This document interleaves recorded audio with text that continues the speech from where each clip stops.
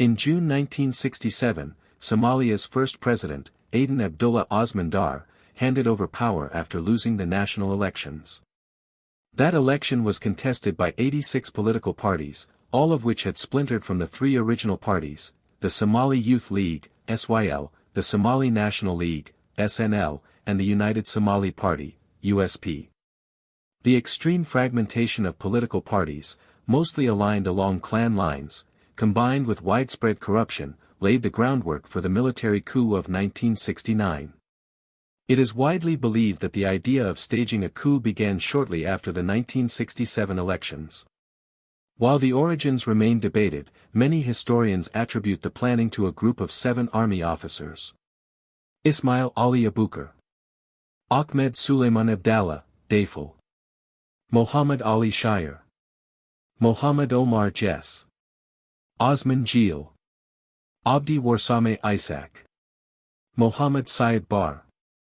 The assassination of President Abdirashid Ali Sharmark. On October 15, 1969, President Abdirashid Ali Sharmark was assassinated by one of his own bodyguards while visiting Las Anad to inspect drought-affected regions. Prime Minister Mohammed Ibrahim Eagle, who was abroad in the United States, immediately cut short his trip and returned home to attend the funeral and organize the election of a new president. Until the elections could take place, the constitution required that the acting head of state be the Speaker of Parliament, Sheikh Mukhtar Mohammed Hussein. Sharmark was buried on October 20, 1969, but only a few hours later, in the early hours of October 21 at 3 a.m., the military coup began.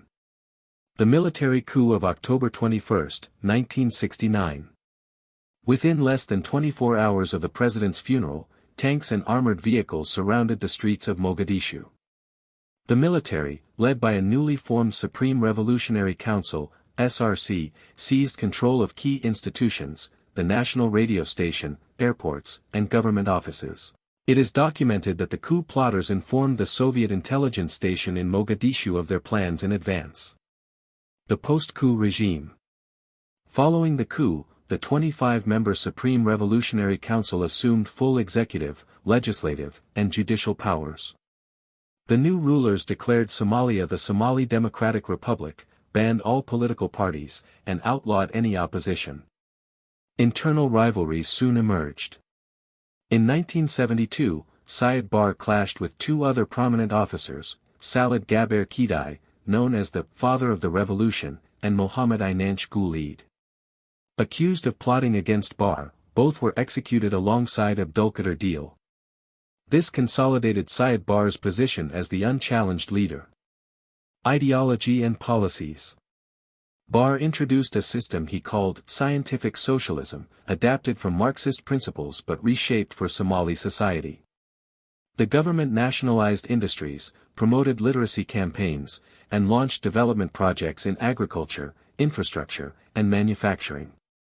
One of Bar's most significant legacies was the official adoption of the Somali written script, Latin alphabet, in 1972, alongside a mass literacy campaign. Bar also joined the Arab League and launched public mobilization projects under the slogan of self-help, Iska Wax Ukabso. However, land collectivization and forced settlement of nomadic pastoralists met strong resistance.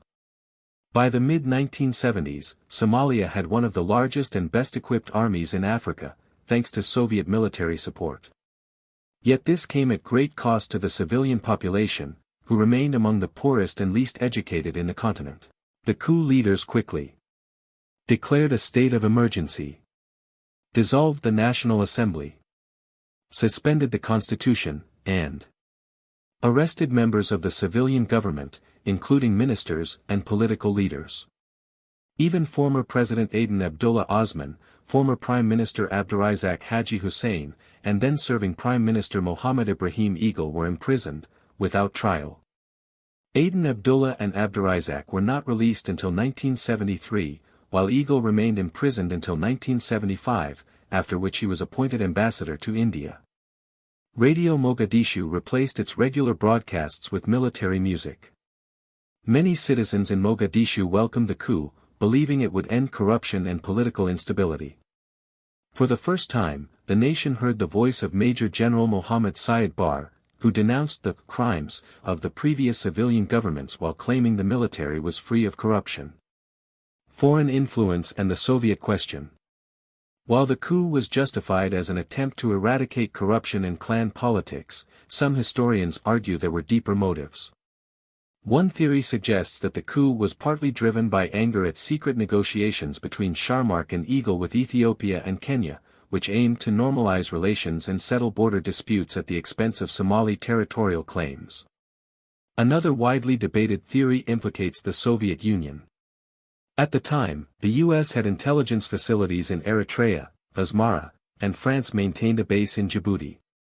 The Soviets, eager to secure their own strategic presence along the Red Sea, are suspected of encouraging the Somali officers they had trained and armed to overthrow the weak civilian regime.